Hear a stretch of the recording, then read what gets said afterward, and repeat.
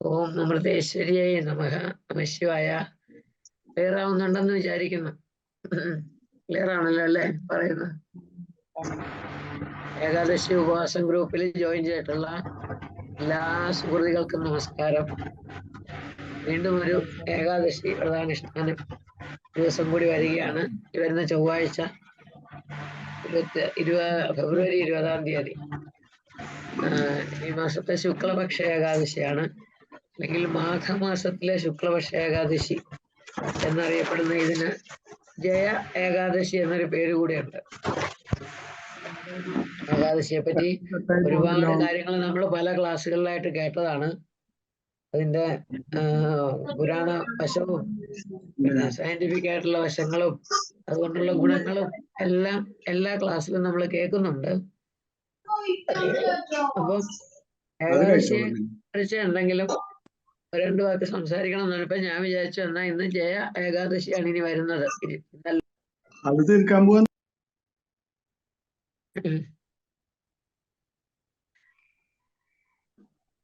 അപ്പോ ആ ഒരു ജയ ഏകാദശിയുടെ ഒരു പ്രത്യേകത, അല്ലെങ്കിൽ അതിനെപ്പറ്റി എന്താണ് ഒരു പുരാണങ്ങളിൽ നമ്മൾ കാണുന്ന ഒരു കഥ എന്തെങ്കിലും ഉണ്ടോ എന്നൊക്കെ അതൊന്ന് നോക്കാമെന്ന് വിചാരിച്ചു. ജയ ഏകാദശിക്ക് വളരെ പ്രാധാന്യമുണ്ട്. നമുക്കറിയാം, എല്ലാ ഏകാദശികളിലും എല്ലാ വിഷ്ണു ക്ഷേത്രങ്ങളിലും പ്രത്യേകമായിട്ടുള്ള പൂജകളും എല്ലാം നടത്തുന്നതാണ്. അതോടുകൂടി തന്നെ നമുക്ക് എപ്പോഴും ഏകാദശി വ്രതം അനുഷ്ഠിക്കുന്നുകൊണ്ടുള്ള പ്രയോജനങ്ങളെ പറ്റിയൊക്കെ എല്ലാ ക്ലാസ്സിലും പറഞ്ഞു തരാറുണ്ട്. അതുപോലെ തന്നെ ഈ ജയ ഏകാദശി എന്താണെന്ന് കൂടെ നമുക്കൊന്ന് നോക്കാം. അപ്പോൾ പറഞ്ഞല്ലോ, ഓരോ ഏകാദശിക്ക് പുറകിലും കാണും ഒരു കഥ പറയാൻ. അപ്പൊ ഇവിടെ ഈ ശുക്ലപക്ഷ ഏകാദശിയെ ജയ ഏകാദശി എന്ന് പറയുന്നു. അതിന് ഉണ്ടൊരു കഥ. ഒരു ദിവസം അർജുനൻ ഇങ്ങനെ ശ്രീകൃഷ്ണനോട് ചോദിക്കും, എന്താണ് മാഘമാസത്തിലെ ശുക്ലപക്ഷ ഏകാദശിക്ക് ഇത്ര പ്രാധാന്യം? അത് ആ ഏകാദശി നോക്കുന്നത് കൊണ്ടുള്ള പ്രയോജനം എന്താണ് എന്നൊക്കെ ചോദിക്കുമ്പോൾ ഭഗവാൻ കൃഷ്ണന് അർജുനനോട് പറഞ്ഞു കൊടുക്കുന്ന ഒരു കഥയാണ് നമുക്കിവിടെ അനുസ്മരിക്കാൻ പോകുന്നത്. മാഘമാസത്തിലെ ഏകാദശി അത് വിധിപൂർവ്വം ഉപവാസം അനുഷ്ഠിക്കുന്നവർക്ക് ഭൂതപ്രേത പിശാച് മുതലായ യോനികളിൽ നിന്നുള്ള ജനനം, അതിൽ നിന്ന് മോചനം കിട്ടുമെന്നാണ്. അതായത് ഭൂതപ്രേത പിശാചുക്കൾ പോലെയുള്ളവർക്കൊക്കെ അവർക്ക് എന്തെങ്കിലുമൊക്കെ ശാപം കിട്ടിയിട്ടോ എന്തെങ്കിലും കർമ്മ സുഹൃതം കൊണ്ട്, സുഹൃതം എന്ന് വെച്ചാൽ ചെയ്ത പാപങ്ങളുടെ ഒക്കെ ആയിരിക്കും അങ്ങനെ ഒരു ജന്മം കിട്ടുന്നത്. അപ്പൊ അതിൽ നിന്നൊക്കെ മോചനം കിട്ടാൻ ഈ ജയ ഏകാദശി വളരെ പ്രധാനമാണെന്ന് പറഞ്ഞിട്ട് ഭഗവാൻ പറഞ്ഞു കൊടുക്കുന്ന ഒരു കഥയാണ്. സ്വർഗത്തില് ഒരു ദിവസം വളരെ വിശേഷമായിട്ട് എല്ലാവരും കൂടെ കൂടിയിരുന്ന് ഒരു ആഘോഷമായിരുന്നു. എല്ലാവരും അവിടെ ഇങ്ങനെ ഗന്ധർവന്മാരുടെ സംഗീതം, നമുക്കറിയാമല്ലോ, എല്ലാം അങ്ങനെയുള്ള എല്ലാം കാണും അവരുടെ ഇതില്. അപ്പൊ ഗന്ധർവന്മാരുടെ സംഗീതമൊക്കെ പൊടി പൊടിക്കുന്നു. കേട്ടോ, ഗന്ധർവ കന്യകമാരൊക്കെ നൃത്തം ചെയ്യുന്നു. അങ്ങനെ എല്ലാവരും ഹാപ്പി ആയിട്ടിരിക്കുക. അപ്പൊ ആ കൂട്ടത്തില് മാല്യവാൻ എന്ന് പറഞ്ഞൊരു ഗന്ധർവൻ ഉണ്ടായിരുന്നു. അദ്ദേഹത്തിന്റെ പാട്ട് വളരെ സുന്ദരമായിട്ട് പാടുന്ന ആളാണ്. അത്ര തന്നെ സൗന്ദര്യം അദ്ദേഹത്തിന് ഉണ്ടായിരുന്നു എന്നാണ്. എത്രമാത്രം സൗന്ദര്യം അദ്ദേഹത്തിന്റെ പാട്ടിനുണ്ടോ അതിനെപ്പോലെ അതിനേക്കാളും കൂടുതൽ സൗന്ദര്യമുള്ള ഒരു ഗന്ധർവനായിരുന്നു മാല്യവാൻ. മാല്യവാന്റെ പാട്ട് നടക്കുന്ന സമയത്ത് പുഷ്യവതി എന്നൊരു ഗന്ധർവ കന്യക, അതിമനോഹരമായിട്ട് നൃത്തം ചെയ്യുന്ന ഒരു ഗന്ധർവ കന്യകയാണ് പുഷ്യവതി. അപ്പൊ ആ സന്ദർഭത്തില് രണ്ടുപേരും തമ്മിലൊന്ന് കാണാനിടയായി. അപ്പം രണ്ടുപേരും അങ്ങോട്ടും ഇങ്ങോട്ടും ആകർഷിക്കപ്പെട്ടു. ഒരു കുറച്ച് സമയത്തേക്ക് ഈ മാല്യവാൻ പാടിക്കൊണ്ടിരുന്ന പാട്ട് തുടരാൻ പറ്റാതെ അതിന്റെ രാഗവും താളവും ഒക്കെ മറന്നുപോയത്രേ. അപ്പൊ അവർ രണ്ടുപേരും ആകർഷകരായിട്ട് നിൽക്കുക. ഇത് കണ്ടപ്പം മറ്റുള്ള സ്വർഗവാസികൾക്കൊക്കെ അത്ര ഇഷ്ടപ്പെട്ടില്ല. അതും മാത്രമല്ല, ദേവേന്ദ്രൻ പറഞ്ഞു, പാട്ട് പാടുന്ന സംഗീതം പോലെയുള്ളൊരു എന്താ പറയണ്ട ദേവകലയെ നിന്ദിക്കുകയാണ് മാല്യവാൻ ചെയ്തത്. രണ്ടുപേരും നർത്തനത്തില് പുഷ്യവതിയും. അതുകൊണ്ട് തന്നെ അവർക്ക് ആ ഗുരുശാപം ഉണ്ടാവും. അത്രയും നല്ലൊരു കലയെ ഇവരുടെ രണ്ടുപേരുടെ ആകർഷണം കൊണ്ട് രണ്ടുപേരും മറന്നുപോയി എന്ന് പറയുമ്പോൾ അതിൽ നിന്ന് അതൊരു ഗുരുനിന്ദയായിട്ടാണ്. അതുകൊണ്ട് തന്നെ അവര് ശിക്ഷയ്ക്ക് അർഹരാണെന്ന് പറഞ്ഞ് അവരെ ശപിക്കും. മൃത്യുലോകത്തിൽ പോയി അതായത് മനുഷ്യജന്മം എടുത്ത് ചെയ്തതിന്റെ പാപം ഒക്കെ അനുഭവിക്കാൻ പറഞ്ഞു. അവർ രണ്ടുപേരും എത്തിപ്പെട്ടത് ഹിമാലയ വനത്തിലായിരുന്നു, ഹിമാലയത്തിലെ വനങ്ങളിലായിരുന്നു. അവിടെ രണ്ടുപേരും വളരെ കഷ്ടപ്പെട്ട് തന്നെയാണ് ജീവിച്ചത്. എല്ലാ സുഖങ്ങളും നഷ്ടപ്പെട്ട് വളരെ പാടുപെട്ട് ജീവിക്കുന്നതിനിടയ്ക്ക് എപ്പോഴോ അവർ പോലും അറിയാതെ ഈ മാഘമാസത്തിലെ ഏകാദശി ദിവസം, അപ്പൊ ഇടയ്ക്കൊക്കെ അവർക്ക് പൂർവ്വജന്മ സ്മരണ ഉണ്ടായിരുന്നു. എന്നാലും ജന്മത്തിന്റെ പ്രത്യേകത കൊണ്ട് ഒരുപാട് ക്രൂരകൃത്യങ്ങളും ചീത്ത പ്രവൃത്തികളൊക്കെ അവർ ചെയ്യുന്നുണ്ടായിരുന്നു. ഏതായാലും ഈ ഏകാദശി ദിവസം അവരറിഞ്ഞിട്ടൊന്നും അല്ലെങ്കിൽ പോലും അന്നേ ദിവസം രണ്ടുപേരും സന്ദർഭവശാല് ഉപവസിച്ചു. എന്നുവെച്ചാൽ മനഃപൂർവ്വം അല്ല എന്നർത്ഥം. ഉപവാസം എടുക്കണമെന്ന് വിചാരിച്ച ഏകാദശിയാണെന്ന് അറിഞ്ഞിട്ടോ ഒന്നുമല്ല. എന്തോ കയ്യിൽ കിട്ടിയ എന്തോ പഴം മാത്രം ഭക്ഷിച്ചു. രണ്ടുപേർക്കും എന്തോ മാനസികമായിട്ടൊരു വ്യത്യാസം. അപ്പൊ അന്ന് അവർ വിചാരിച്ചു, നമ്മളിനി ഇങ്ങനെ ഒത്തിരി ചെയ്ത പാപങ്ങളൊക്കെ, ഒരുപാട് പാപങ്ങൾ ചെയ്ത് കൂട്ടി, ഇനിയെങ്കിലും നമുക്ക് അങ്ങനെയൊന്നുമല്ല, ഒരു നല്ല ജീവിതം നയിക്കാൻ ശ്രമിക്കാം എന്നൊക്കെ പറഞ്ഞ് ഇനി മേലാൽ അങ്ങനെയുള്ള പാപങ്ങളൊന്നും ചെയ്യില്ല എന്നൊക്കെ പറഞ്ഞ് ശപഥം എടുത്തിട്ട് രണ്ടുപേരും ഏതായാലും നേരം വിളക്കുമ്പോഴത്തേക്ക് രണ്ടാളും മരിച്ചു, ജീവൻ മരിച്ചു. അപ്പൊ അന്നേ ദിവസം ഏകാദശി ദിവസം മരിച്ചത് കൊണ്ട് അവരെ നേരെ സ്വർഗത്തിലെത്തിച്ചു. അപ്പം ഭഗവാന്റെ കാരുണ്യം. അപ്പൊ ദേവേന്ദ്രൻ അത്ഭുതമായി, ഇതെന്ത് കഥ, ഇവരിത്രയും ദുഷ്ടപ്രവൃത്തികളൊക്കെ ചെയ്തിട്ട് ഇവരെങ്ങനെ സ്വർഗത്തിലെത്തിയത്? ഇവിടുന്ന് ഗുരുനിന്ദ ചെയ്തത് പോരാതെ നാട്ടിൽ ചെന്ന് മർത്യലോകത്ത് ജനിച്ചിട്ടും അനേകം പാവപ്രവൃത്തികൾ ചെയ്തതാ, ഇവരെങ്ങനെ സ്വർഗത്തിലെത്തിയെന്ന് ചോദിക്കും. അപ്പൊ പറയും, ഭഗവാൻ പറയും, അറിയാതെയാണെങ്കിലും അവരിന്നലെ ഉപവസിച്ചു, അവരിന്നലെ ഇനി മേലെ ചെയ്ത പാപങ്ങളൊന്നും ആവർത്തിക്കില്ല എന്ന് പ്രതിജ്ഞ എടുത്തു. ആ പശ്ചാത്താപം തോന്നി അവർക്ക്, അത് മാത്രം മതി അവർക്ക് തിരിച്ചു വരാനുള്ളത്. അപ്പൊ അതാണ് ഈ ജയ ഏകാദശി ദിവസം നമ്മൾ ചെയ്ത പൂർവ്വജന്മ പാപങ്ങളും ഈ ജന്മത്തിൽ ചെയ്ത പാപങ്ങളും ഒക്കെ നശിക്കാനുള്ള ഒരു നല്ല സന്ദർഭമാണ് ഈ ജയ ഏകാദശി അനുഷ്ഠിക്കലെന്നാണ് ഭഗവാൻ പറഞ്ഞു വെച്ച കഥയാണ്. അപ്പൊ അങ്ങനെ അതുകൊണ്ട് തന്നെ ജയ ഏകാദശിക്ക് വളരെ പ്രാധാന്യമുണ്ട്. പിന്നെ നമ്മളെല്ലാ ഏകാദശി നാളിലും പറയാറുള്ളത് പോലെ ഈശ്വര സ്മരണയോടെ കഴിയുന്ന പോലെ ജീവിതചര്യകളിലൊക്കെ ഒരു മാറ്റം വരുത്തി ഭഗവത് സ്മരണയോടെ ഉപവാസം ഭഗവാന്റെ അടുത്ത് കഴിയുന്നത്ര ഇരിക്കാൻ ശ്രമിക്കുക. അങ്ങനെ ചെയ്യുന്നതിലൂടെ നമ്മുടെ പാപങ്ങളൊക്കെ നശിച്ചു പോകുമെന്ന് ഭഗവാൻ ഉറപ്പ് കൊടുത്തതാ. അപ്പം അതിലേക്ക് വേണ്ടി നമുക്ക് ശ്രമിക്കാൻ. എനിക്ക് തുറന്ന് പറയാൻ പറ്റുന്നില്ല, തൊണ്ട തീരെ ശരിയല്ല. അതുകൊണ്ട് അതിനുവേണ്ടി നമുക്ക് ശ്രമിക്കാം. എല്ലാവരും സന്തോഷമായിട്ട് ഏകാദശി വ്രതങ്ങളൊക്കെ അനുഷ്ഠിച്ച് അതിന്റെ കർമ്മങ്ങളൊക്കെ ബാക്കി ഇന്നലെ കേട്ടതും പറഞ്ഞതുമൊക്കെ അനുസരിച്ച് ചെയ്യുക. പിന്നെ അതിന്റെ സയന്റിഫിക് ആയിട്ടുള്ള വശങ്ങളൊക്കെ നമ്മൾ ധാരാളം കേട്ടതാണ്. ഇന്ന് നമുക്ക് പറഞ്ഞു തരാൻ വരുന്നത് അതിപ്രഗത്ഭയായിട്ടുള്ള ഒരാളാണ്. അപ്പം അതിനൊക്കെ അനുസരിച്ച് നമുക്ക് വീണ്ടും ഏകാദശി വ്രതങ്ങളിലേക്ക് അതിനുവേണ്ടി ഭഗവത് അനുഗ്രഹത്തിന് വേണ്ടി പ്രാർത്ഥിക്കാം. എല്ലാവർക്കും നമസ്കാരം. ശിവായ ശിവായ ശിവായ. സദാശിവസമാരംഭാം ശങ്കരാചാര്യ മധ്യമാം അസ്മദാചാര്യ പര്യന്താം വന്ദേ ഗുരു പരമ്പര. ഓം അമൃതേശ്വരേ നമഃ. നമ്മള് പ്രഥമ തിഥിയെ കുറിച്ചും ദ്വിതീയ തിഥിയെ കുറിച്ചും കഴിഞ്ഞ പ്രാവശ്യം പറയണ്ടായി. അപ്പൊ ഇത്തവണ തൃതീയ തിഥിയെ കുറിച്ചിട്ട് പറയാം എന്ന് വിചാരിക്കാണ്. തൃതീയ വ്രതത്തിന്റെ പ്രാധാന്യത്തെ പറ്റിയിട്ട് ശ്രീ പാർവതി ധർമ്മരാജാവിനെ ഉപദേശിക്കുന്നത് സുമന്തു മഹർഷി കേട്ടു പഠിച്ചതിന് ശതാനീക ചക്രവർത്തിക്ക് പറഞ്ഞു കൊടുക്കുന്നതായിട്ടാണ് കഥ പറയുന്നത്. നമ്മൾ പ്രഥമയും ദ്വിതീയവും ഒക്കെ അങ്ങനെ തന്നെയായിരുന്നു. സുമന്തു മഹർഷിയാണ് ശതാനീക ചക്രവർത്തിക്ക് പറഞ്ഞു കൊടുത്തിരുന്നത്.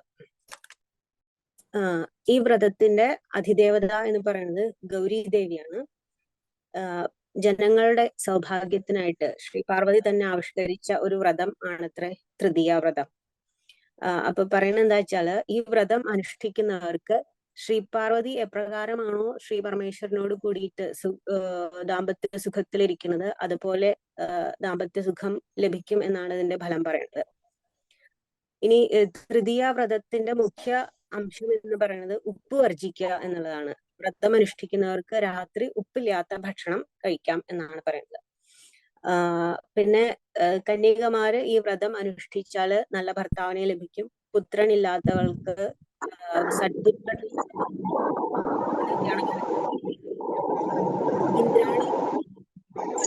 ഇന്ദ്രാണി ഈ വ്രതം അനുഷ്ഠിച്ചതിന്റെ ഫലമായിട്ടാണ് ജയന്തൻ എന്ന പുത്രൻ ഉണ്ടായത്. അതുപോലെ അരുന്ധതി ഈ വ്രതം അനുഷ്ഠിക്കുന്നത് കൊണ്ടാണ് എപ്പോഴും വസിഷ്ഠനോട് കൂടിയിട്ട്, ഭർത്താവായ വസിഷ്ഠനോടൊത്ത് നക്ഷത്രങ്ങളുടെ ഇടയിൽ കാണപ്പെടുന്നത് എന്നാണ് പറയുന്നത്. ഇനി രോഹിണി നക്ഷത്രം ഈ വ്രതം അനുഷ്ഠിച്ചിട്ടാണ് ചന്ദ്രന്റെ പ്രത്യേക സ്നേഹം സമ്പാദിച്ചത് എന്നും പറയുന്നുണ്ട്. പിന്നെ ഈ വ്രതം ആരംഭിക്കാൻ പറ്റിയ ഏറ്റവും നല്ല മാസങ്ങൾ എന്ന് പറയുന്നത് വൈശാഖം, ഭാദ്രപദം, മാഘം എന്നീ മാസങ്ങൾ. മാഘമാസം എന്ന് വെച്ചാൽ ഈ മാസത്തില് നമ്മള് മാഘമാസത്തില് ശുക്ലപക്ഷ പ്രഥമ മുതല് ഇന്ന് നവരാത്രി അവസാനിക്കുകയായിരുന്നു. ഗുപ്ത നവരാത്രി എന്ന പേരിലുള്ള നവരാത്രി ഇന്ന് അവസാനിക്കുന്ന ദിവസമായിരുന്നു. അപ്പൊ ഈ മാസത്തിലെ എല്ലാ തിഥികളും വളരെ ഇമ്പോർട്ടന്റ് ആയിരുന്നു. പ്രഥമ തിഥി അനുഷ്ഠിച്ചു തുടങ്ങുന്നതിന് പറ്റിയതായിരുന്നു. പിന്നെ തൃതീയ ആരംഭിക്കാൻ പറ്റിയതായിരുന്നു. ചതുർത്ഥി വളരെ പ്രധാനമുള്ളതായിരുന്നു. വസന്ത പഞ്ചമി കഴിഞ്ഞു പോയി, അതും വളരെ പ്രധാനമായിരുന്നു. അങ്ങനെ ഈ ദിവസങ്ങളെല്ലാം വളരെ പ്രധാനപ്പെട്ട തിഥികളായിരുന്നു. ഇനി ദ്വാദശി വരുന്നുണ്ടല്ലോ, ദ്വാദശിയും വളരെ പ്രധാനമുള്ളതാണ്. അത്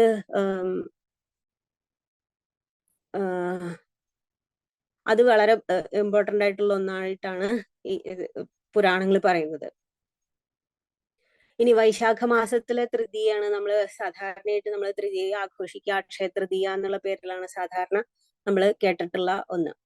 അപ്പൊ അന്ന് ചെയ്യുന്ന സൽക്കർമ്മങ്ങളുടെ ഫലം ഒരിക്കലും ക്ഷയിക്കില്ല എന്ന് പറയുന്നുണ്ടല്ലോ. അതാണ് അക്ഷയ തൃതീയ എന്ന് പറയാനായിട്ട് കാരണം. ഇതിനോട് ഈ അക്ഷയ തൃതീയക്ക് എന്താണ് ഇത്ര മഹത്വം എന്നുള്ളതിന് പറയണത് സ്കന്ദപുരാണത്തിൽ ഒരു കഥ പറയുന്നുണ്ട്. പണ്ട് ഇന്ദ്രനും മഹാബലിയും തമ്മിൽ ഒരു യുദ്ധം ഉണ്ടായി ഇത്ര. അപ്പൊ ഇന്ദ്രൻ ബലിയെ പരാജയപ്പെടുത്തി. അങ്ങനെ വീണ്ടും ഇന്ദ്രൻ ഈ ഭൂമിയിലേക്ക് വന്നപ്പോ ഉദധ്യൻ എന്ന് പറയുന്ന മഹർഷിയുടെ ആശ്രമത്തിൽ വരുന്നു ഇത്ര. അപ്പൊ അവിടെ വെച്ചിട്ട് അദ്ദേഹത്തിന്റെ ഭാര്യ അവര് ഗർഭിണിയായിരുന്നു. അതിസുന്ദരിയായിട്ടുള്ള ആ സ്ത്രീയെ കണ്ട് ഇന്ദ്രന് കാമുണ്ടായി ഇത്ര. അവര് ക്ഷീണം കൊണ്ട് തളർന്നിരുന്ന അവരെ ഇന്ദ്രൻ ബലാത്കാരമായിട്ട് പ്രാപിച്ചു എന്നാണ് പറയുന്നത്. അനന്തരം മുനിയുടെ ശാപം ഭയന്ന് ഇന്ദ്രൻ ഓടിപ്പോവുകയും ചെയ്തു. ഈ ഓടിപ്പോകുന്ന ഇന്ദ്രനെ കണ്ടിട്ട് ഉദധ്യന്റെ ശിഷ്യന്മാര് പരിഹസിച്ച് ചിരിച്ചു ഇത്ര. അപ്പൊ ഇന്ദ്രന് വളരെ ലജ്ജ തോന്നി. ഇന്ദ്രൻ എന്നിട്ട് മഹാമേരുവിൽ ഒരു ഗുഹയിൽ പോയി ഒളിച്ചിരുന്നു എന്നാണ് പറയുന്നത്. ആ സമയത്ത് അസുരന്മാര് ദേവന്മാരെ ആക്രമിക്കാനായിട്ട് പുറപ്പെട്ടു. അപ്പൊ ഇന്ദ്രൻ എവിടെയാണ് എന്നറിയാതെ കണ്ട് ദേവന്മാര് നായകനില്ലാതെ കണ്ട് എന്ത് ചെയ്യണമെന്നറിയാതെ ബൃഹസ്പതിയെ ശരണം പ്രാപിച്ചു അത്രേ. അപ്പൊ ബൃഹസ്പതി അവർക്ക് ഉണ്ടായ കാര്യങ്ങളെല്ലാം പറഞ്ഞു കൊടുത്തു. എന്നിട്ട് എല്ലാവരും കൂടിയിട്ട് മഹാമേരുവിൽ വന്ന് ഇന്ദ്രനെ സ്തുതിച്ചപ്പോ ഇന്ദ്രൻ പുറത്തു വന്നു. അപ്പൊ ഇന്ദ്രനോട് പറഞ്ഞു അസുരന്മാരെ ആക്രമിക്കാൻ വരുന്നുണ്ട് എന്ന് പറഞ്ഞപ്പോ ഇന്ദ്രൻ പറഞ്ഞു, പരസ്ത്രീ ഗമനം കൊണ്ട് എന്റെ ബലവും യശസ്സും ഒക്കെ നഷ്ടപ്പെട്ടു പോയി. അപ്പൊ അതുകൊണ്ട് ഞാനിവിടെ ഒളിച്ചു കഴിയാണ്, എനിക്ക് യുദ്ധം ചെയ്യാനായിട്ട് സാധിക്കില്ല പറയാണ്. അപ്പൊ ബൃഹസ്പതി പറഞ്ഞു, ഇതിപ്പോ വൈശാഖക്കാലാണ്, മഹാവിഷ്ണുവിന് ഏറ്റവും പ്രിയപ്പെട്ട വൈശാഖക്കാലാണ്. അപ്പോ ആ സമയത്ത് എല്ലാ തിഥികളും വളരെ പ്രധാനപ്പെട്ടതാണെങ്കിലും തൃതീയ വളരെ പ്രധാനപ്പെട്ടതാണ്. അന്ന് ചെയ്യുന്ന ദാനവും യജ്ഞവും ഒക്കെ അക്ഷയായിട്ടിരിക്കും. അതുകൊണ്ട് ആ ദിവസം സ്നാനദാനാദികൾ നടത്താനായിട്ട് ബൃഹസ്പതി ഉപദേശിക്കാണ്.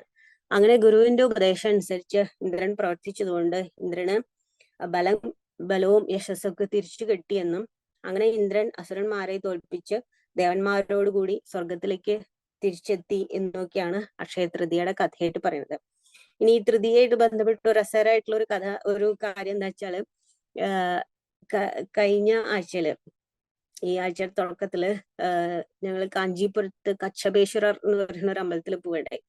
അവിടെ നോക്കിയപ്പോ എല്ലാവരും ആകാശത്തേക്ക് നോക്കിയിട്ട് നിൽക്കണുണ്ടോ സന്ധ്യ സമയത്ത്. അപ്പൊ എന്താന്ന് ചോദിച്ചപ്പോ പറഞ്ഞാണ്, ഈ ശുക്ലപക്ഷ തൃതീയ ദിവസം ചന്ദ്രനെ കണ്ടു കഴിഞ്ഞാല് ഓർമ്മശക്തി കൂടുതലുണ്ടാവും അത്ര. എല്ലാ മാസങ്ങളിലും വരുന്ന ശുക്ലപക്ഷ തൃതീയ ദിവസം അങ്ങനെ നോക്കിയാൽ ഓർമ്മശക്തി കൂടുതലുണ്ടാവും എന്ന് പറഞ്ഞിട്ട് അവിടെ ആളുകള് ചന്ദ്രനെ കണ്ട് പ്രാർത്ഥിക്കുന്നതായിട്ട് കാണുന്നുണ്ടായി. അപ്പൊ ഇത് പുരാണങ്ങളിലും ഇതിലൊന്നും വായിച്ച ഇതൊന്നുമല്ല കേട്ടോ, ഇങ്ങനെ കണ്ട ഒരു കാര്യം പറഞ്ഞു എന്നേ ഉള്ളൂ എല്ലാവരോടും. അപ്പൊ ഇതാണ് തൃതീയയുടെ പ്രാധാന്യത്തെ പറഞ്ഞത്. വരാഹദ്വാദശി ആണ് കേട്ടോ. വരാഹദ്വാദശിയാണ് ഈ പറഞ്ഞ ഏകാദശി കഴിഞ്ഞു വരുന്ന പിറ്റേ ദിവസം വരാഹദ്വാദശിയാണ്.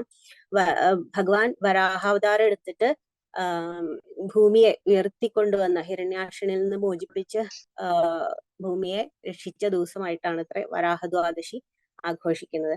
അങ്ങനെ ഒരു പ്രത്യേകത കൂടി ഉണ്ട് എന്ന് പറഞ്ഞിട്ട് വാക്കുകൾ അമ്മയുടെ പാദങ്ങളിൽ നമ്മൾ സമർപ്പിക്കുന്നു. ഓം അമൃതേശ്വരി നമഃ. ഓക്കെ, എൻ്റെ പേര് ഡോക്ടർ ജ്യോതിഷ. ഇപ്പൊ നമ്മുടെ വിഷയം ഫാസ്റ്റിംഗ് എന്നാണ് അല്ലെ, ഫാസ്റ്റിംഗ്, ഉപവാസം.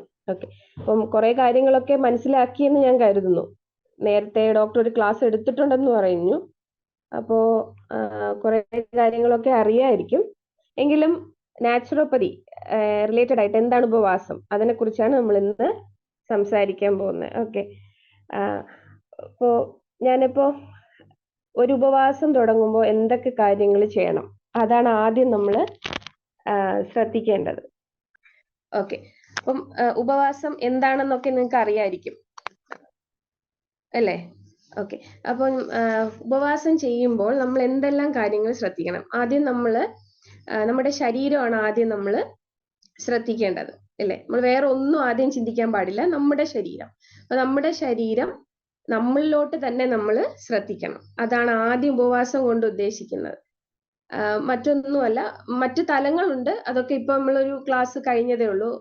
സ്പിരിച്വലി ഉണ്ട്, ഓക്കെ, അതൊരു സൈഡ്. എന്നാൽ ഫസ്റ്റ് പർപ്പസ് എന്ന് പറഞ്ഞാല് നമ്മുടെ ശരീരത്തോട്ട് തന്നെ നമ്മൾ കോൺസെൻട്രേറ്റ് ചെയ്യണം. അതാണ് ഉപവാസം കൊണ്ട് ഉദ്ദേശിക്കുന്നത്. ഓക്കെ, അപ്പം ഉപവാസം എന്ന് പറഞ്ഞാൽ അത് തന്നെയാണ് മീനിങ് അല്ലെ? നമ്മള് ഉപവസിക്കുക, ഒന്നിനോടുകൂടെ നമ്മൾ എന്ത് ചെയ്യുക. ഇപ്പോ നമ്മുടെ ശരീരമാണെങ്കിൽ നമ്മുടെ ശരീരത്തോട് നമ്മൾ കൂടുതൽ ശ്രദ്ധിക്കുക. ശരീരത്തിൽ എന്താണ് പ്രവർത്തനങ്ങൾ നടക്കുന്നത്, എങ്ങനെയാണ് നമ്മുടെ ജീവിത രീതി, എന്താണ് നമ്മൾ കഴിക്കുന്നത്, ഇങ്ങനെയുള്ള കാര്യങ്ങളൊക്കെ ശ്രദ്ധിക്കാൻ നമുക്ക് ഉപവാസത്തിലൂടെ കഴിയും ഇല്ലേ? ഓക്കെ, അപ്പം നമ്മള് പ്രധാനമായും ഉപവാസം എന്ന് പറഞ്ഞാല് നിങ്ങൾക്കെല്ലാം അറിയാം, അതിന്റെ സാൻസ്ക്രിറ്റ് വേർഡ് ഒക്കെ അറിയാം. ഉപവാസം എന്ന് പറഞ്ഞാല് സാൻസ്ക്രിറ്റ് വേർഡിലാണ് നിയർ ടു ഗോഡ്, ദൈവത്തോട് നമ്മൾ അടുക്കുന്നു. അതാണ് സാൻസ്ക്രിറ്റിലാണ് നമ്മൾ ഉപവാസം എന്നുള്ള മീനിങ്ങിന് നിയർ ടു ഗോഡ് എന്ന് പറയുന്നത്. അല്ലാതെ നമ്മൾ ഇംഗ്ലീഷിൽ പറയുമ്പോൾ ഒരു ആബ്സ്റ്റിനൻസ്, എന്തെങ്കിലും ഒരു ഫുഡ് കുറച്ച് പർട്ടിക്കുലർ സമയത്തേക്ക് നമ്മൾ ഉപേക്ഷിക്കുന്നു, അല്ലെങ്കിൽ ഒരു സമയത്തേക്ക് നമ്മൾ ആ ഫുഡ് എടുക്കുന്നില്ല. അതാണ് നമുക്ക് ഫാസ്റ്റിംഗ് കൊണ്ട് ഉദ്ദേശിക്കുന്നത്. ഓക്കെ, അപ്പോൾ പ്രകൃതി ചികിത്സാപരമായി എന്താണ് ഉപവാസം എന്ന് പറഞ്ഞാല്, ആദ്യം നമ്മൾ ഉപവാസം തുടങ്ങുന്നതിന് മുമ്പ് എന്തൊക്കെ ശ്രദ്ധിക്കണം? ഓക്കെ, ഞാൻ പറയുന്നത് അല്പം റിപ്പറ്റീഷൻ വന്നാല് ക്ഷമിക്കുക. ഓക്കെ, അപ്പം നമ്മൾ ആദ്യം ശ്രദ്ധിക്കേണ്ടത് എന്ത് ഭക്ഷണമാണ് നമ്മൾ കഴിക്കുന്നതെന്നാണ്. ഇപ്പൊ നമ്മൾ എക്സാമ്പിൾ ഇന്ന് രാത്രി നിങ്ങൾ ചോറാണ് കഴിച്ചതെങ്കിൽ നാളെ നമ്മൾ ഇപ്പൊ ഫാസ്റ്റിംഗ് എടുക്കുന്ന വെനസ്ഡേ ആണ് നിങ്ങൾ ഫാസ്റ്റിംഗ് എടുക്കുന്നതെങ്കിൽ നാളെ മുതൽ ഫ്രൂട്ട് ഡയറ്റിൽ നിൽക്കുക. Fruit diet. ഓക്കെ, അപ്പൊ ആദ്യം നമ്മൾ ഫ്രൂട്ട്സിൽ സ്റ്റാർട്ട് ചെയ്യുക. അതായത് ഇന്ന് നമ്മൾ ചോറ് കഴിച്ചു രാത്രി, നാളെ അപ്പോൾ നമ്മൾ 3 നേരം ഫ്രൂട്ട് ഡയറ്റിൽ നിൽക്കണം.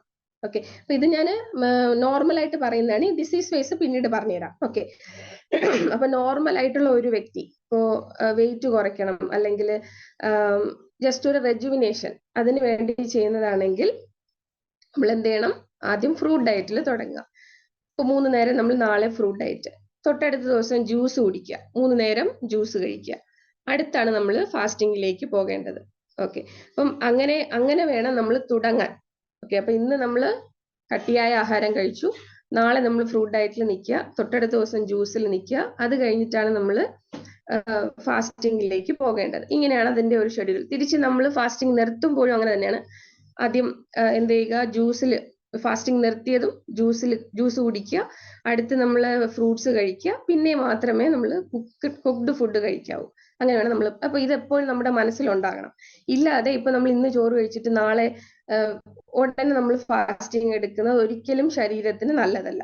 ഓക്കെ, അപ്പൊ മറ്റ് എല്ലാ ആസ്പെക്ട്സിലും നിങ്ങൾക്ക് എല്ലാ രീതിയിലും നിങ്ങൾക്ക് ഫാസ്റ്റിങ്ങിനെ കുറിച്ച് അറിയാം എന്ന് ഞാൻ വിശ്വസിക്കുന്നു. അപ്പം ഈ ഒരു കാര്യം നമ്മൾ ശ്രദ്ധിക്കണം. അപ്പം എങ്ങനെ തുടങ്ങണം, എങ്ങനെ അവസാനിക്കണം, ഇതാണ് ആദ്യം നമ്മൾ ഫാസ്റ്റിങ്ങിൽ ശ്രദ്ധിക്കേണ്ടത്. ഓക്കെ, പിന്നെ എന്തിനു വേണ്ടി നമ്മൾ ഫാസ്റ്റിംഗ് ചെയ്യണം? ഓക്കെ, നമ്മുടെ ശരീരത്തിൽ ഇപ്പൊ നമുക്കൊരു റെസ്റ്റ് കിട്ടും. നമ്മുടെ ഉള്ളിലെ ഓർഗൻസിനും പുറമെ ശരീരത്തിനും ഒക്കെ ഒരു റെസ്റ്റ് കിട്ടും നമ്മൾ ഉപവാസം ചെയ്യുമ്പോൾ, അല്ലെ? അതാണ് പ്രധാനമായി ഉദ്ദേശിക്കുന്നത്. അപ്പൊ ആദ്യം നമ്മള് റെസ്റ്റ് കിട്ടും എന്ന് പറയുമ്പോൾ എങ്ങനെയാ, നമ്മള് ഇപ്പൊ എല്ലാ ദിവസവും നമ്മൾ കഴിച്ചുകൊണ്ടിരിക്കുകയാണ്, അല്ലെ? ഒരു റെസ്റ്റും കൊടുക്കുന്നില്ല, ബോഡിക്ക് ഒരു നമ്മൾ റെസ്റ്റ് കൊടുക്കുന്നില്ല, നമ്മൾ ഇങ്ങനെ കഴിച്ചുകൊണ്ടിരിക്കുക. രാവിലെ ബ്രേക്ക്ഫാസ്റ്റ് കഴിക്കുന്നു, ഉച്ചയ്ക്ക് ഫുഡ് കഴിക്കുന്നു, രാത്രി കഴിക്കുന്നു, അടുത്ത് കിടന്നുറങ്ങുന്നു. ഇപ്പോഴാണെങ്കിൽ ആർക്കും ജോലിയും കൂടുതലായിട്ടില്ല, അല്ലെ? എല്ലാവരും സെഡൻഡറി വർക്കാണ്, ഇരുന്നു കൊണ്ടുള്ള പണിയൊക്കെ ഉള്ളൂ. എല്ലാവരും അടുക്കള ജോലി എന്ന് പറഞ്ഞാൽ നമുക്കൊരു ജോലിയായിട്ട് പറയാൻ പറ്റില്ല. അപ്പൊ സ്ത്രീകളായാലും പുരുഷന്മാരായാലും ജോലി ചെയ്യുന്നത് കുറവാണ്. അപ്പൊ നമ്മള് ഫാസ്റ്റിംഗ് ഈ കാലഘട്ടത്തിൽ ഏറ്റവും നല്ലതാണ്. ഓക്കെ, അപ്പൊ നമ്മൾ എന്തുകൊണ്ടും ഫാസ്റ്റിംഗ് ആഴ്ചയിൽ ഒരു ദിവസമെങ്കിലും ചെയ്യണം, അത് നിർബന്ധം. ഓക്കെ, അത് ചെയ്തിരിക്കണം. അപ്പൊ ഞാൻ ആദ്യം പറഞ്ഞതുപോലെയുള്ള രീതിയിൽ നമ്മൾ സ്റ്റാർട്ട് ചെയ്യണം, അതേ രീതിയിൽ തന്നെ അവസാനിപ്പിക്കണം. ഓക്കെ, അപ്പൊ നമ്മൾ എക്സാമ്പിൾ ഇപ്പൊ പറഞ്ഞാല് നമുക്കൊരു പനി വരുന്നു. പനി വരുമ്പോ പനി എന്ന് പറയുന്നത് ഒരു ഡിസീസ് അല്ല, അതൊരു സിംറ്റം ആണ്. അതായത് സൈനാണ്, നമുക്കൊരു സിംറ്റം തരുന്നതാണ്. ശരീരത്തിൽ എന്തോ ഒരു പ്രശ്നം നടക്കുന്നു എന്ന് നമുക്ക് തരുന്ന ഒരു സിംറ്റം ആണ് പനി. ഫീവർ വരുന്നു, ബോഡി ടെമ്പറേച്ചർ കൂടുന്നു. അപ്പം ഫീവർ വരുന്ന സമയത്ത് ഉപവാസം ചെയ്താൽ ഏറ്റവും നല്ല ഒരു ചികിത്സാ രീതിയാണ്. അപ്പൊ ഫാസ്റ്റിംഗ് ഒരു തെറാപ്പി കൂടെയാണ്. ഓക്കെ, അപ്പം ഫീവർ വരുമ്പോൾ നമ്മൾ എന്ത് ചെയ്യും? ആദ്യം പോയി നമ്മൾ മരുന്ന് കഴിക്കും, അല്ലെ? അപ്പം അങ്ങനെ ചെയ്യാതെ ആദ്യം നമ്മൾ കഴിക്കുന്ന ഫുഡിന്റെ അളവ് കുറയ്ക്കുക. ഇപ്പൊ നമ്മളിപ്പോ ബോഡി ഒത്തിരി ഹീറ്റ് ആകുന്നു, അല്ലെ? പനി ഫീവർ ആയിരിക്കുമ്പോൾ നമ്മുടെ ബോഡി നന്നായിട്ട് ചൂടായിരിക്കും. അപ്പൊ ആ സമയത്ത് നമ്മൾ എന്ത് ചെയ്യരുത്? ഒരുപാട് ഫുഡ് കഴിക്കരുത്. അപ്പൊ നമ്മൾ ആദ്യം മനസ്സിലാക്കേണ്ടത് ഫുഡിന്റെ അളവ് കുറയ്ക്കണം. ഫുഡിന്റെ അളവ് കുറച്ച് കഴിയുമെങ്കിൽ നമുക്ക് ഒന്നും കഴിക്കാതെ ഇരിക്കാം. വെള്ളം കുടിക്കണം, ധാരാളം വെള്ളം കുടിക്കാം, കഞ്ഞിയായിട്ട് കുടിക്കാം. പണ്ടൊക്കെ പനി വരുമ്പോൾ വേറെ മരുന്നൊന്നും കഴിക്കില്ല, അല്ലെ? ഒത്തിരി പേർക്ക് അറിയായിരിക്കും, പ്രായമുള്ളവരൊക്കെ ഉണ്ട്. അപ്പം നമ്മൾ എന്ത് ചെയ്യും? കഞ്ഞി കുടിക്കും, ചൂടായിട്ട് കഞ്ഞി കുടിക്കുകയോ വേറെ ഒന്നും ചേർക്കില്ല, വെറുതെ കഞ്ഞി മാത്രം കുടിക്കും. അപ്പൊ നമുക്ക് പനി കുറയും. അപ്പൊ അതുപോലെ നമ്മൾ എന്ത് ചെയ്യണം? കഞ്ഞി ഇതുപോലുള്ള ലിക്വിഡ് ആയിട്ടുള്ള ഫുഡ് കഴിക്കുക, അല്ലെങ്കിൽ സെമി സോളിഡ് ആയിട്ടുള്ള ഫുഡ് കഴിക്കുക. അതെപ്പോഴും നമ്മൾ ശ്രദ്ധിക്കണം. അപ്പൊ അങ്ങനെ ചെയ്യുമ്പോൾ എന്ത് ചെയ്യും? നമ്മുടെ ശരീരത്തിലെ ടെമ്പറേച്ചർ കുറയും. അതായത് നമുക്ക് ഇപ്പൊ ഡൈജഷൻ എന്ന് പറഞ്ഞാൽ അതൊരു വലിയൊരു പ്രോസസ്സാണ്, അല്ലെ? അത് നമുക്ക് ഒത്തിരി എനർജി വേണം, ബോഡി ഹീറ്റ് ആകും. നമ്മൾ മിക്സിയെ സങ്കല്പിക്കുക. അപ്പൊ മിക്സിയിൽ നമ്മളൊരു സാധനം ഇട്ട് അരയ്ക്കുമ്പോൾ ചൂടായിട്ടിരിക്കുന്ന സമയത്ത് അത് ഒത്തിരി മെഷീന് പ്രശ്നം വരുമല്ലോ, അതിന്റെ എഞ്ചിന് പ്രശ്നം വരും, അല്ലെ? അപ്പൊ അതുപോലെ ശരീരത്തിന് നമ്മൾ ആ സമയം, ശരീരം ചൂടായിരിക്കുന്ന സമയം നമ്മൾ റെസ്റ്റ് കൊടുക്കുക. അതാണ് ആദ്യമായി ചെയ്യേണ്ടത്. അപ്പൊ റെസ്റ്റ് കൊടുക്കുന്നത് നമുക്ക് ഉപവാസത്തിലൂടെ ചെയ്യാം. അപ്പൊ എങ്ങനെ ഉപവാസം ചെയ്യാം പനിയുള്ള സമയത്തെന്ന് ഞാൻ പറഞ്ഞുതരാം. പ്രധാനമായിട്ടും ആദ്യം ഉപവാസം ചെയ്യുമ്പോൾ നമ്മൾ ചെയ്യേണ്ടത് എനിമ ചെയ്യണം. എനിമ എന്ന് പറഞ്ഞാൽ എല്ലാവർക്കും അറിയായിരിക്കും. ആദ്യം നമ്മൾ വയറ് ക്ലീൻ ചെയ്യണം. വയറ് ക്ലീൻ ചെയ്തിട്ട് മാത്രമേ ഉപവാസം തുടങ്ങാവൂ. അപ്പം അങ്ങനെ ചെയ്താൽ എന്തെന്ന് പറഞ്ഞാൽ കോൺസ്റ്റിപ്പേഷൻ വരില്ല, ഗ്യാസ് പ്രോബ്ലം വരില്ല. ഇങ്ങനെ ഉള്ള പ്രശ്നങ്ങളൊക്കെ നമുക്ക് ഒരു പരിധി വരെ കുറയ്ക്കാം. ഗ്യാസ് വരില്ല എന്നല്ല, ഒരു ചെറിയ അളവിൽ ഗ്യാസ് ഉണ്ടാകും. എന്നാൽ എനിമ ചെയ്താൽ നമുക്ക് ഗ്യാസിന്റെ പ്രോബ്ലം കുറയ്ക്കാൻ സാധിക്കും. അപ്പൊ ആദ്യം നമ്മൾ എനിമ ചെയ്യണം. എനിമ ചെയ്യാൻ മറക്കരുത്. നമ്മളിപ്പം കണ്ടിന്യൂസ് ആയിട്ടൊക്കെയാണ് ഉപവാസം എടുക്കുന്നതെങ്കിൽ ഒന്നിടവിട്ടൊക്കെ നമുക്ക് എനിമ ചെയ്യാം. എല്ലാ ദിവസവും ചെയ്യണമെന്നില്ല, ഒരു ദിവസം ഇടവിട്ട് എനിമ ചെയ്യുക. അപ്പൊ എനിമ ചെയ്യുമ്പോൾ എന്തെന്ന് പറഞ്ഞാൽ വയറ് നന്നായിട്ട് ക്ലീൻ ആകും. അപ്പൊ ക്ലീൻ ആയതിനു ശേഷം നമ്മൾ എന്ത് കഴിച്ചാലും നമ്മൾ ഉപവാസം എടുക്കുന്നത് നമുക്ക് ഫലപ്രദമാകും. ഓക്കെ, അപ്പം നമുക്ക് തന്നെ മനസ്സിലായി നമ്മുടെ വയറ് ക്ലീൻ ആയി. അപ്പൊ ഇനി നമ്മൾ എന്ത് ചെയ്താലും അത് ബോഡിക്ക് ഫലപ്രദമാകുമെന്ന് നമുക്ക് മനസ്സിലാകാൻ കഴിയും. അപ്പൊ ആദ്യം നമ്മൾ ചെയ്യേണ്ടത് എനിമ ചെയ്ത് നമ്മൾ റെസ്റ്റിംഗ് സമയത്ത് ഇരിക്കുന്നത് പറയുന്നതേ ഉള്ളൂ, അറിയാൻ വേണ്ടി. അപ്പൊ നിങ്ങൾ റിലീജിയസ് ആയിട്ട് ചെയ്യുന്നത് കൊണ്ട് നിങ്ങൾക്ക് മനസ്സ് നല്ല ഫ്രീ ആയിരിക്കും. ഇപ്പം നാച്ചുറോപ്പതിയിൽ ഒരു ട്രീറ്റ്മെന്റ് കൂടെയാണ് ഈ ഫാസ്റ്റിംഗ്. അപ്പൊ നമ്മൾ ഈ പേഷ്യൻസിനെ ചെയ്യിക്കുമ്പോൾ പേഷ്യൻസിനോട് പറയും നമ്മള് അവർക്ക് നമ്മൾ കൗൺസിലിംഗ് കൊടുക്കും. അവരെ നമ്മൾ മനസ്സിനെ പ്രിപ്പയർ ചെയ്ത് കൊണ്ടുവരും, എന്നാലേ നമുക്ക് റിസൾട്ട് കിട്ടുള്ളൂ. പക്ഷെ നിങ്ങൾക്ക് അങ്ങനത്തെ ആവശ്യമില്ല, നിങ്ങൾ ഹാപ്പി ആയിട്ടാണ് ചെയ്യുന്നത്. അപ്പൊ അതുകൊണ്ട് അത് പ്രിപ്പയർ ആണ് നമ്മുടെ മനസ്സ്. ഇപ്പൊ നിങ്ങളുടെ മനസ്സ് പ്രിപ്പയർ ആണ്. അപ്പം രണ്ടാമത്തെ കാര്യം മനസ്സ് പ്രിപ്പയർ ആയിരിക്കണം. ഓക്കെ, മൂന്നാമത്തെ കാര്യം നമ്മൾ തുടങ്ങണം. എല്ലാ ദിവസവും നമ്മൾക്ക് ചെറിയ ബാത്ത് എടുക്കാം. അതായത് തണുത്ത വെള്ളത്തിൽ കുളിക്കുന്നത്, ന്യൂട്രൽ വാട്ടർ, അധികം ചൂടുമല്ല തണുപ്പുമല്ല, അങ്ങനത്തെ വെള്ളത്തിൽ ഒന്ന് കുളിക്കാം. കുളിക്കുന്നത് നല്ലതാണ്. അത് നമുക്ക് ഒരു ഫ്രഷ്നെസ് തരും, ക്ഷീണം വരാതിരിക്കാൻ സഹായിക്കും. ഓക്കെ, അതുപോലെ നമ്മൾ സ്റ്റാർട്ടിങ് അപ്പൊ ഞാൻ പറഞ്ഞതുപോലെ ഫ്രൂട്ട് ഡയറ്റിൽ തുടങ്ങുക. ഫ്രൂട്ട്സ് എന്ന് പറയുമ്പോൾ എന്തൊക്കെ കഴിക്കാം? ഫ്രൂട്ട്സ് ഇപ്പം വീട്ടില് എക്കണോമിക്കലി കുഴപ്പമൊന്നും ഇല്ലാത്തവരാണെങ്കിൽ കടയിൽ നിന്ന് വാങ്ങി നമുക്ക് ഡിഫറെന്റ് ടൈപ്സ് കഴിക്കാം. ഒരു ബൗള് 200 ഗ്രാം ഒക്കെ മതിയാവും ഒരു നേരം കഴിക്കുന്ന അളവ്. ഇപ്പൊ ഒരു ബൗളില് എടുക്കുക. എന്തുവാ? പേരയ്ക്ക, തണ്ണിമത്തൻ, പപ്പായ, ഇങ്ങനെയുള്ളത്. പുളിപ്പുള്ള ഫ്രൂട്ട്സ് ഒരിക്കലും കട്ട് ഫ്രൂട്ട്സിന്റെ കൂടെ ഉൾപ്പെടുത്തരുത്. പുളിപ്പുള്ളത് നമുക്ക് പ്രത്യേകം ജ്യൂസ് ആയിട്ട് കുടിക്കാം. ഓക്കെ, അപ്പൊ ഒരിക്കലും ആൽക്കലൈൻ ഫ്രൂട്ട്സും അസിഡിക് ഫ്രൂട്ട്സും കൂടെ മിക്സ് ചെയ്യരുത്. ഓക്കെ, അങ്ങനെ ചെയ്താൽ എന്തെന്ന് പറഞ്ഞാൽ നമുക്ക് അസിഡിറ്റി കൂടും. അപ്പൊ അതുകൊണ്ട് നമ്മൾ പപ്പായ, തണ്ണിമത്തൻ, പേരയ്ക്ക, ആപ്പിൾ, ഇങ്ങനെയുള്ളതൊക്കെ നമുക്ക് ചേർക്കാം. അപ്പോൾ അത് നമുക്ക് ചെറിയ പീസായിട്ട് കട്ട് ചെയ്ത് ഒരു ബൗളിൽ എടുക്കുക. മാതളം കൂടെ ചേർക്കാം. ഓക്കെ, ഞാൻ എക്സാമ്പിൾ പറഞ്ഞെന്നുള്ളൂ. ഇതുപോലെ ഷമാം ചേർക്കാം, ഇങ്ങനെയുള്ള ഫ്രൂട്ട്സ് ഒക്കെ ചേർക്കാം. ഇതില് എന്ത് ചെയ്യാം? നമുക്ക് മധുരം ചേർക്കണമെന്നില്ല. ജ്യൂസിൽ വേണമെങ്കിൽ നമുക്ക് മധുരം ചേർക്കാം. ഫ്രൂട്ട്സിൽ മധുരം ചേർക്കണമെന്നില്ല. അതിൽ തന്നെ നമുക്ക് ആവശ്യമായ എനർജി ഉണ്ട്. ഓക്കെ, അപ്പം ഫ്രൂട്ട്സ് അതാണ്. ഇപ്പോൾ ഒരു നേരത്തെ ഫ്രൂട്ട്സ്. ഉച്ചയ്ക്ക് വേണമെങ്കിൽ ഫ്രൂട്ട്സ് കഴിക്കാൻ മടിയാണെങ്കിൽ സാലഡ് കഴിക്കാം. എന്തുവാ? കുക്കുംബർ, ക്യാരറ്റ്, അങ്ങനെ നമ്മൾ കട്ട് ചെയ്ത് കഴിക്കുമല്ലോ, വെജിറ്റബിൾ സാലഡ്, അത് കഴിക്കാം. ഓക്കെ, സ്പ്രൗട്ട്സ് ഒക്കെ ചേർത്ത് കഴിക്കാം. സ്പ്രൗട്ട്സ് ഫാസ്റ്റിംഗ് സമയത്ത് നമുക്ക് തിരിച്ച് നമ്മൾ ഫാസ്റ്റിംഗ് കഴിഞ്ഞിട്ട് നമുക്ക് സ്പ്രൗട്ട്സ് കഴിക്കാൻ ബുദ്ധിമുട്ടായിരിക്കും, എന്നാൽ തുടക്കത്തിൽ കഴിക്കാം. ഓക്കെ, കുഴപ്പമില്ല. ഓക്കെ, അപ്പൊ ഫ്രൂട്ട്സ് കഴിക്കാം. ഉച്ചയ്ക്ക് സാലഡ് കഴിക്കാം. രാത്രി ഇപ്പൊ പെട്ടെന്നൊക്കെയാണ് ഫാസ്റ്റിംഗ് തുടങ്ങുന്നതെങ്കിൽ രാത്രി നമുക്ക് വേണമെങ്കിൽ ജ്യൂസ് കഴിച്ച് തുടങ്ങാം. ഇപ്പൊ രാവിലെ ഫ്രൂട്ട്സ് കഴിക്കുക, ഉച്ചയ്ക്ക് വെജിറ്റബിൾ സാലഡ് കഴിക്കുക, രാത്രി ജ്യൂസ് തുടങ്ങാം. ഓക്കെ, നെക്സ്റ്റ് ഡേ നമ്മൾ വീണ്ടും രണ്ടാമത്തെ ദിവസം നമ്മൾ ജ്യൂസിൽ നിൽക്കുന്നത്. രാവിലെയും ഉച്ചയ്ക്കും ജ്യൂസാണ്. രാത്രി നമുക്ക് ഫാസ്റ്റിംഗ് തുടങ്ങാം.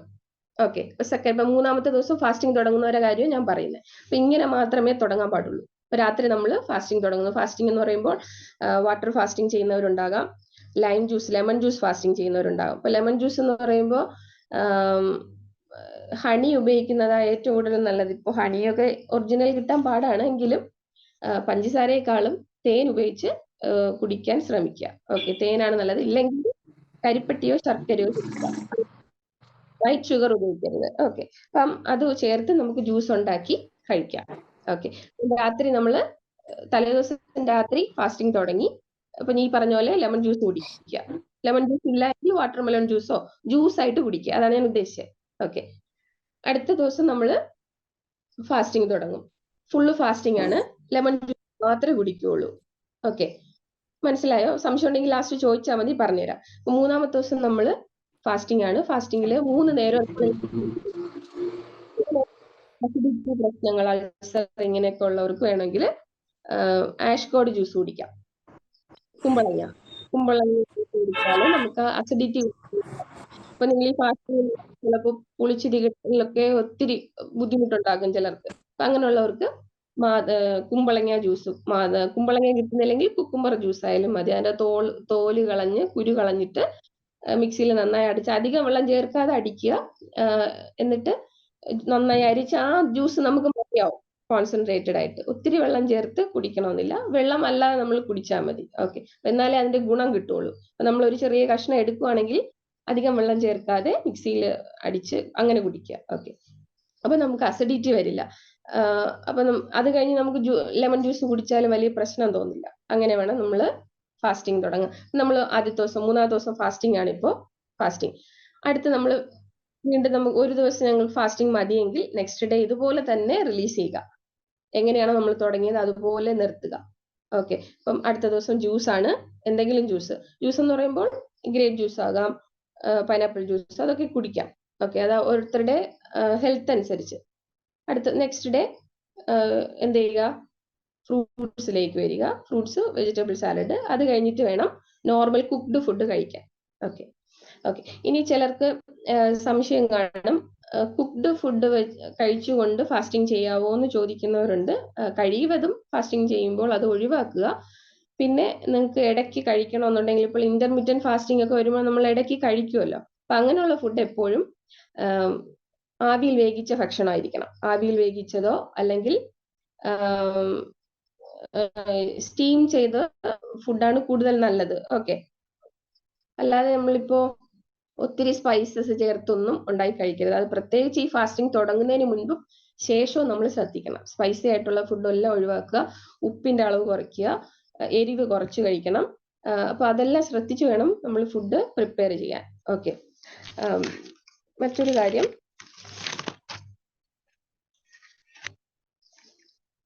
ഓക്കെ, ആർക്കൊക്കെ ഫാസ്റ്റിംഗ് ചെയ്യാം, ആർക്കൊക്കെ ചെയ്യാൻ പാടില്ല, അത് നമ്മൾ അറിഞ്ഞിരിക്കണം. ഒന്നാമതായിട്ട് ആർക്കൊക്കെ ചെയ്യാൻ പാടില്ല എന്ന് പറയാം. പ്രഗ്നൻസി ടൈമിൽ ചെയ്യാൻ പാടില്ല, കൊച്ചുകുട്ടികൾ ചെയ്യാൻ പാടില്ല. കൊച്ചുകുട്ടികൾ എന്ന് പറഞ്ഞാൽ ചൈൽഡ് ആയിരിക്കുന്ന ആ ഏജിൽ ചെയ്യാൻ പാടില്ല, അവരുടെ വളർച്ചയുടെ സമയമല്ലേ, അപ്പൊ ഫാസ്റ്റിംഗ് ചെയ്യണമെന്നില്ല. പിന്നെ ഒത്തിരി ഏജ് ആയവർ, ഇപ്പൊ ഒരു 70 വയസ്സിന് മുകളിൽ, അത് വേറെ ഹെൽത്ത് ഇഷ്യൂസ് ഒന്നും ഇല്ല, ചെയ്ത് ശീലം ഉണ്ടെങ്കിൽ കുഴപ്പമില്ല. ഇല്ലാതെ എന്തെങ്കിലും ഇപ്പൊ ഒരു ഡയബറ്റീസ് ഉള്ളവർ പോലും ഡോക്ടറോട് സംസാരിച്ച് നമ്മൾ തീരുമാനം എടുക്കാൻ പാടുള്ളൂ. അല്ലാതെ സ്വന്തമായിട്ട് തീരുമാനം എടുത്ത് ഫാസ്റ്റിംഗ് ചെയ്യാൻ പാടില്ല. ഓക്കെ, അപ്പൊ നിങ്ങളുടെ ആരോഗ്യം നിങ്ങൾ ആദ്യം, അതാണ് ഞാൻ ആദ്യം പറഞ്ഞത്, നമ്മുടെ ശരീരം നമ്മൾ ശ്രദ്ധിക്കുകയും കൂടെ ചെയ്യണം. ഈ സമയം നമ്മുടെ ശരീരത്തിൽ എന്തെല്ലാം മാറ്റങ്ങൾ നടക്കുന്നു. ഓരോ ദിവസവും നമ്മൾ ഡയറ്റ് മാറ്റുമ്പോൾ ഓരോ വ്യത്യാസങ്ങൾ ഉണ്ടാവും. നിങ്ങൾക്ക് തന്നെ അറിയാമല്ലോ, ഫാസ്റ്റിംഗ് ചെയ്യുമ്പോൾ നമ്മുടെ വായിൽ വൈറ്റ് കോട്ടഡ് ഒക്കെ വരും, വായിൽ സ്മെല്ല് വരും, ഇങ്ങനെയൊക്കെ വ്യത്യാസങ്ങൾ നമ്മുടെ വായിലുണ്ടാകും അല്ലെ. വയറിൽ നമുക്ക് ചില സമയം തോന്നും അല്ലെ, വയറിങ്ങനെ ഒത്തിരി ചേഞ്ചസ് വരും. ഫാസ്റ്റിംഗ് എടുത്തവർക്ക് അറിയാം, എടുക്കുന്നോണ്ട് നിങ്ങൾക്ക് അറിയാം. ഓക്കെ, അപ്പം ഈ ചേഞ്ചസ് ഒക്കെ നമ്മൾ മനസ്സുകൊണ്ട് ഒബ്സർവ് ചെയ്യണം. അപ്പൊ ഞാൻ നേരത്തെ പറഞ്ഞ പോലെ ഒരു അസുഖം വരുമ്പോൾ നമ്മൾ എന്ത് ചെയ്യണം, നമ്മുടെ ശരീരത്തിന് സുഖമാക്കാനുള്ള കഴിവുണ്ട്. ബോഡി ഹീൽസ് ഇറ്റ് സെൽഫ് എന്നാണ്. ഓക്കെ, അപ്പൊ ആ കഴിവിന് നമ്മൾ അവസരം കൊടുക്കുന്നു. അതാണ് ഉപവാസത്തിലൂടെ ഉദ്ദേശിക്കുന്നത്. ഓക്കെ, അപ്പം ഈ സമയം നമ്മുടെ ബോഡിക്ക് റെസ്റ്റ് കിട്ടുന്നതിലൂടെ ഒത്തിരി കാര്യങ്ങൾ നടക്കും. അറിയാം, നമുക്ക് ഈ നമ്മുടെ ഡെഡ് ടിഷ്യൂസ് ഒക്കെ മാറി നല്ല സെൽസ് ഉണ്ടാകും. ഓക്കെ, നല്ല സെൽസ് ഉണ്ടാകാനും നല്ല ഹെൽത്തി ആയിട്ടിരിക്കാനും എല്ലാ ഓർഗൻസിനും റെസ്റ്റ് കിട്ടും. അങ്ങനെയൊക്കെ ഒത്തിരി കാര്യങ്ങളുണ്ട്. മുടി കൊഴിച്ചിലുള്ളവർക്കൊക്കെ ഹെയർ ഗ്രോത്ത് വരും. ഓക്കെ, നിങ്ങൾക്ക് തന്നെ അറിയാം, പുതിയ സ്കിന്നൊക്കെ ഉണ്ടായി നമ്മളൊരു യുവത്വം നമുക്ക് നിലനിർത്താൻ കഴിയും, ചെയ്യുന്നവർക്കറിയാം. അതുകൊണ്ടാണ് ഇതില് ഉള്ള ഒത്തിരി പ്രായമുള്ളവരുണ്ടെന്ന് തോന്നുന്നു, അവർക്കൊക്കെ നല്ല ആരോഗ്യമായിട്ടിരിക്കാൻ കഴിയുന്നത്. ഇങ്ങനെ ഇടയ്ക്ക് നിങ്ങൾ ഉപവാസം എടുക്കുന്നതുകൊണ്ടാണ്, അതൊരു നല്ല കാര്യമാണ്. ഓക്കെ, അപ്പൊ നിങ്ങൾ വേറൊരാൾക്ക് ഉപവാസം, ഇപ്പം നിങ്ങളുടെ അടുത്ത ജനറേഷൻ ഉപവാസം എങ്ങനെ എടുക്കണം എന്ന് പറഞ്ഞു കൊടുക്കുമ്പോൾ ഈ കാര്യങ്ങളൂടെ ശ്രദ്ധിക്കണം.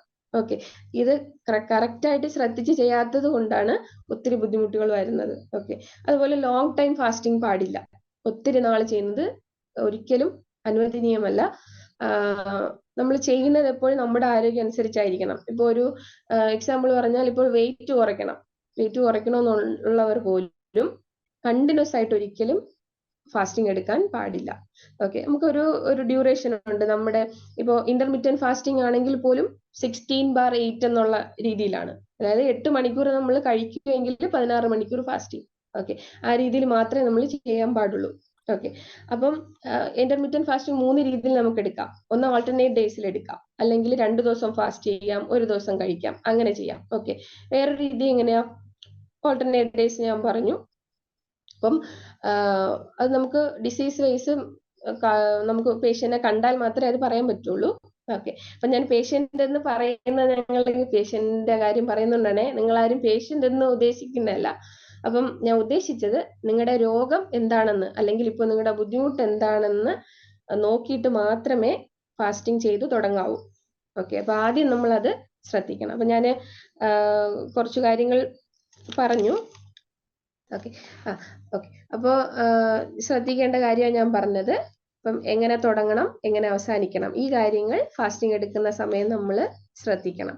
അല്ല എങ്കിൽ അതിൻ്റെതായ ദോഷവും ഉണ്ടാകും. ഇപ്പൊ ഫാസ്റ്റിംഗ് എടുക്കുന്നതുകൊണ്ട് ദോഷം വരില്ല, പക്ഷെ നമ്മൾ ശ്രദ്ധിച്ച് ചെയ്തില്ല എങ്കിൽ അതിൻ്റെതായ ദോഷം ഉണ്ടാകും.